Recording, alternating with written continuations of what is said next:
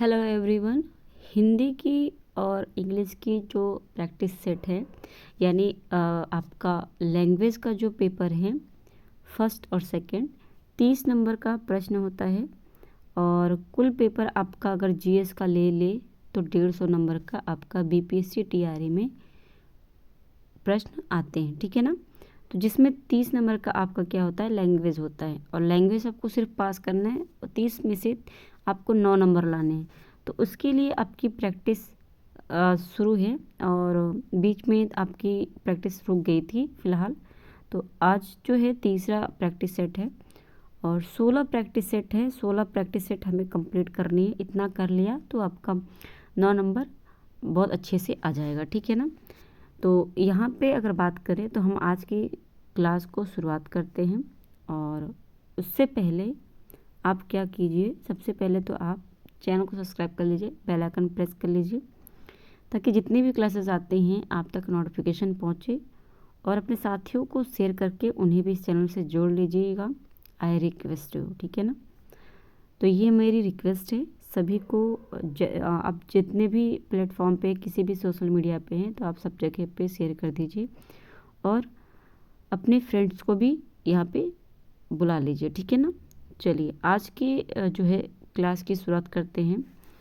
Practice जो है set आपका कौन सा सेट है, तीसरा सेट है प्रैक्टिस का। तो इसमें सबसे पहले हम लेंगे इंग्लिश को। और इंग्लिश में हमारा 9 क्वेश्चन, इसमें 8 क्वेश्चन होगा इंग्लिश का। तो 8 क्वेश्चन आपका इंग्लिश का आएगा और बाकी जो क्वेश्चन है 30 में से तो उसके 22 क्वेश्चन आपके हिंदी के रहेंगे।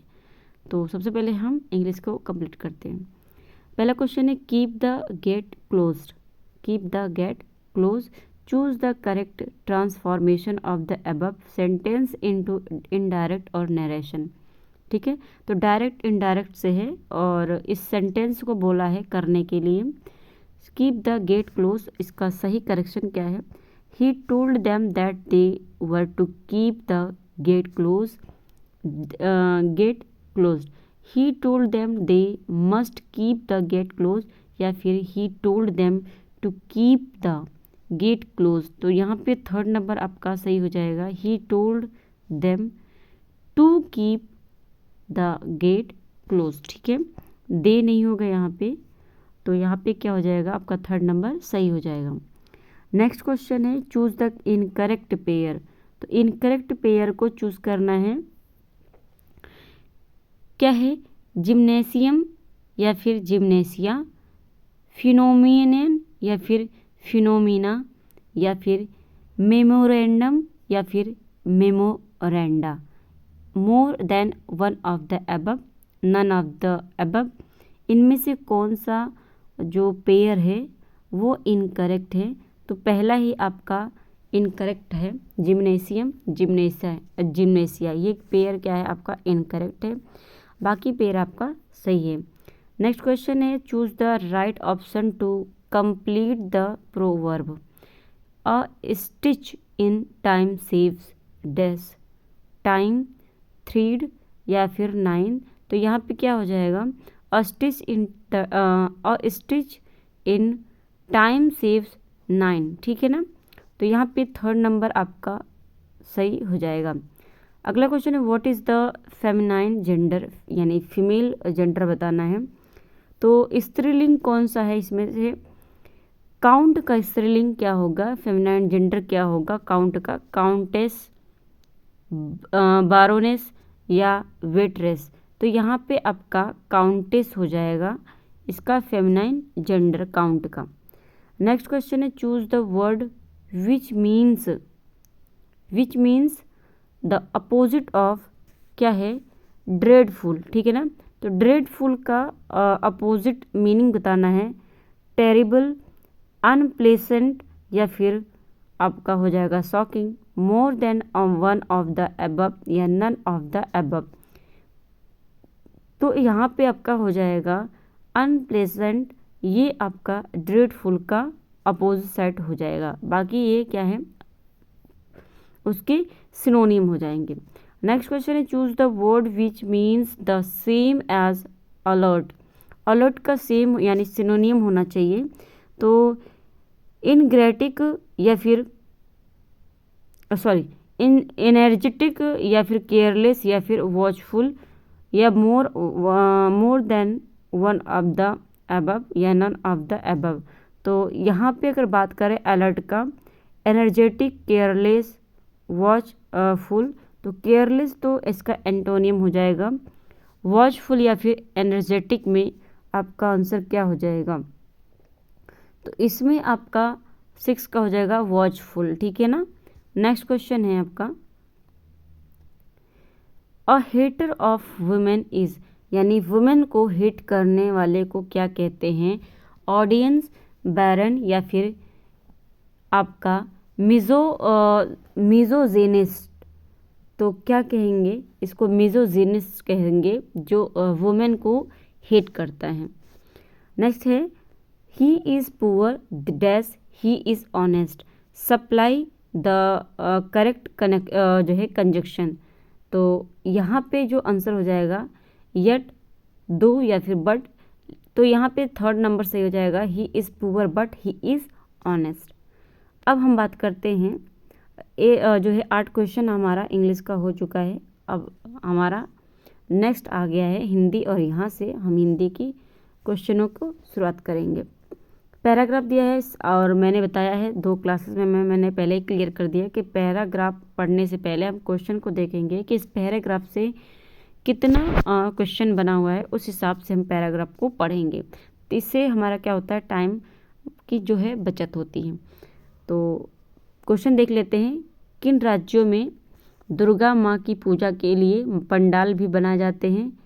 फिर है आपका, नवरात्रि को कौन सा पर्व माना जाता है? नवरात्रों में कौन से नृत्य की प्रतियोगिता भी की जाती है? और जान पर खेलना। तो यहाँ पे आपका 3 क्वेश्चन है जो कि इस पैराग्राफ से संबंधित हैं। अब यहाँ पे हम देखेंगे क्वेश्चन को। पहला क्वेश्चन क्या है, किन राज्यों में दुर्गा माँ की पूजा के लिए पंडाल भी बनाए जाते हैं? तो हमें पैराग्राफ के हिसाब से चलना है। फिलहाल तो मालूम है कि दुर्गा पूजा का पंडाल आपका पश्चिम बंगाल में बनता है, ठीक है ना। तो यहाँ पे हम ढूंढेंगे कि आपका नवरात्रि के टाइम पे कहाँ पे बनता है ये आपका। तो ये देखिए कहाँ पर होता है, दुर्गा माँ के पंडाल बनाए जाते हैं पश्चिम बंगाल में। तो यहाँ पे आपका जो आंसर हो जाएगा ये पश्चिम बंगाल हो जाएगा। नवरात्रि को कौन सा पर्व मनाया जाता है? तो नवरात्रि को कौन सा पर्व माना जाता है? अब यहाँ पे देखेंगे कि नवरात्रि को कौन सा पर्व माना जाता है। यहाँ से देखेंगे, भारतीय हिंदू समाज में जितने पर्व और उत्सव मनाए जाते हैं उनमें नवरात्र का विशिष्ट स्थान है। नवरात्र शक्ति की उपासना का पर्व माना जाता है। तो यहाँ पे ऑप्शन में था कि नवरात्र शक्ति की उपासना का पर्व माना जाता है, ठीक है। नेक्स्ट क्वेश्चन है, नवरात्र में कौन से नृत्य की प्रतियोगिता भी की जाती है? तो नवरात्र में गरबा की जाती है, ठीक है, गरबा की जाती है। बात करते हैं अगले क्वेश्चन की, जान पर खेलना मुहावरे का क्या अर्थ है? बहुत बड़ा जोखिम लेना, सारी ताकत लगाकर खेल जाना, दिखाना, जीत के लिए कुछ भी करना, या फिर उपयुक्त में से एक से अधिक। तो इसमें क्या हो जाएगा, जो बहुत बड़ा जोखिम लेना। इनमें से समूहवाचक संज्ञा कौन सी है? राम, हिमालय, सेना। राम क्या है? व्यक्तिवाचक संज्ञा है, ठीक है, व्यक्तिवाचक संज्ञा है राम। और हिमालय क्या है आपका? जातिवाचक संज्ञा है।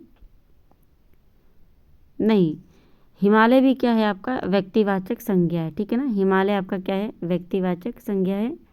लेकिन जो सेना है ये क्या है? समूहवाचक संज्ञा है।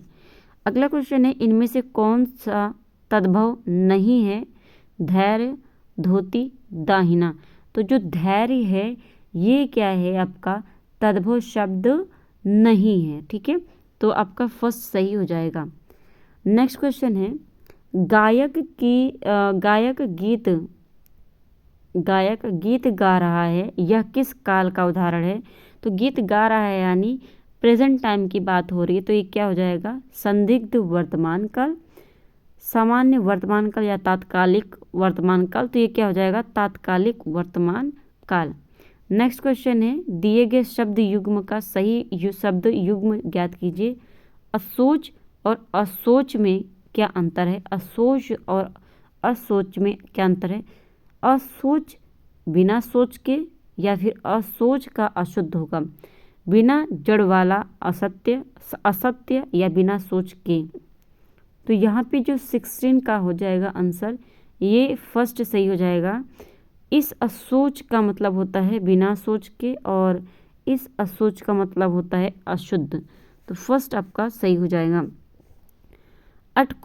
अठकोना में कौन सा समास है? अठकोना, तो यहाँ पे द्विगु समास हो जाएगा। अठ यानी नंबरिंग की बात हो रही है, तो जहाँ पे जो है नंबरिंग की अगर बात आ जाती है तो वहाँ पे द्विगु समास हो जाता है। यह एक जो है समझने का ट्रिक हो जाता है, तो द्विगु समास हो जाएगा।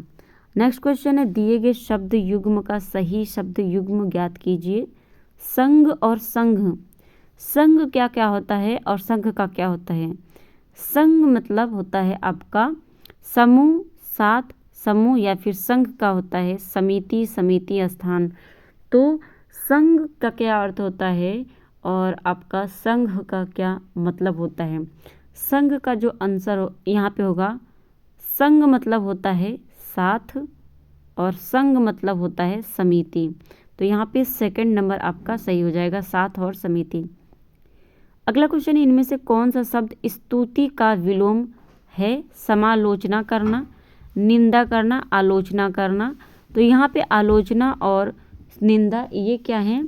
स्तुति का सिनोनियम है यानी पर्यायवाची है, और समालोचना क्या है? ये आपका स्तुति का विलोम है। ठीक है, अच्छा एक मिनट, स्तुति करना, सॉरी, यहाँ पे निंदा क्या हो जाएगा? सही हो जाएगा।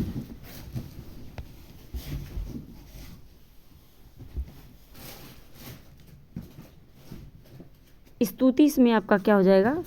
स्तुति का विलोम हो जाएगा निंदा करना। ठीक है, नेक्स्ट क्वेश्चन है, निम्नलिखित वाक्यों में से संयुक्त वाक्य ज्ञात कीजिए। वह तुम्हें नहीं जानता और तुम कौन हो।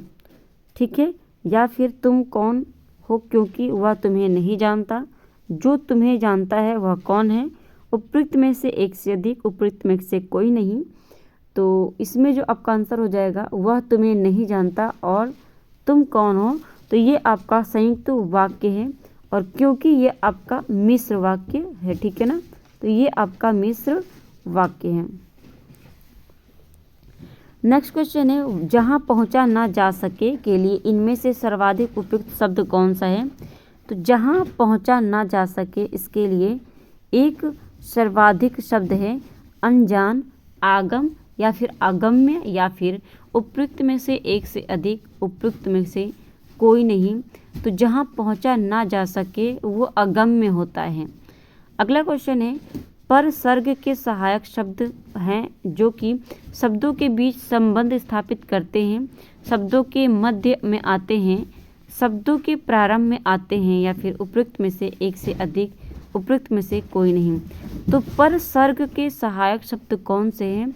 इसमें आपका शब्दों के बीच संबंध को स्थापित करते हैं पर सर्ग। ठीक है, अगला क्वेश्चन है, निम्नलिखित प्रश्न में दिए गए 4 विकल्पों को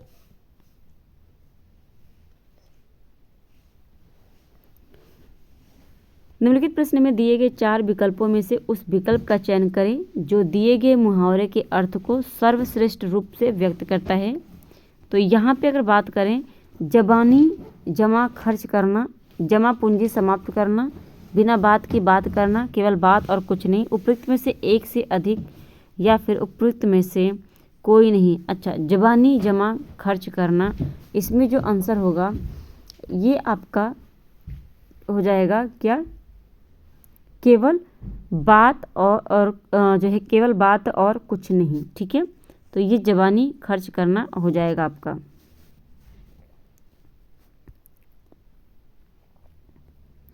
बात करें नेक्स्ट क्वेश्चन की, अगला क्वेश्चन है आपका, मैंने आम खाया। वाक्य इनमें से किसका उदाहरण है? अपूर्ण भूत का, संदिग्ध भूत का, या फिर आसन्न भूत का, या फिर इनमें से कोई नहीं, या इनमें से एक से अधिक। तो मैंने आम खाया है, ये क्या है? आपका आसन्न भूत का बात इसमें कहा गया है। अगला क्वेश्चन है, मुख्यमंत्री ने घोषणा की जो है मुख्यमंत्री ने घोषणा की को कर्मवाच्य में बदलने पर क्या होगा। तो यहाँ पे अगर बात करें तो इसका जो आंसर होगा, मुख्यमंत्री ने घोषित किया, मुख्यमंत्री घोषित करते हैं, मुख्यमंत्री के द्वारा घोषणा की गई, उपयुक्त में से एक से अधिक, उपयुक्त में से कोई नहीं। तो इसमें जो है 25 का हो जाएगा, मुख्यमंत्री के द्वारा घोषणा की गई।